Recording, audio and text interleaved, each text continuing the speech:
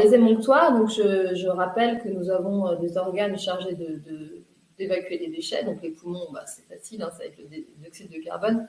Mais vous verrez que c'est un petit peu plus subtil que ça, parce qu'on s'est aperçu en faisant certaines recherches que parfois des gens qui mangeaient des choses qui leur convenaient pas trop, une grosse quantité de pâtisseries très sucrées, pouvaient peu de temps après former des mucus dans les poumons. Donc on peut détoxifier à partir des poumons sous forme de mucosité. Quand on a les poumons un peu encombrés ou les voies ORL un peu encombrées, ce n'est pas obligatoirement parce qu'on a un virus ou une allergie chronique. Ça peut être aussi alimentaire, ça peut être une intolérance aux produits laitiers. C'est souvent comme ça que ça se manifeste d'ailleurs. Ensuite, alors j'ai parlé des poumons alors que ce n'est pas le plus, dans une détox, c'est pas celui qu'on va le mettre le plus en avant, c'est souvent les reins et le foie. Le foie, c'est vraiment l'usine métabolique, donc c'est lui qui nous permet d'assimiler les nutriments.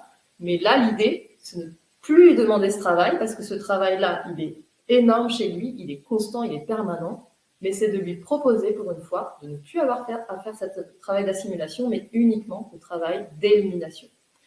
Donc, ça va lui permettre de faire un repos, de se régénérer dans ses tissus, et de revenir après beaucoup plus fort quelque part.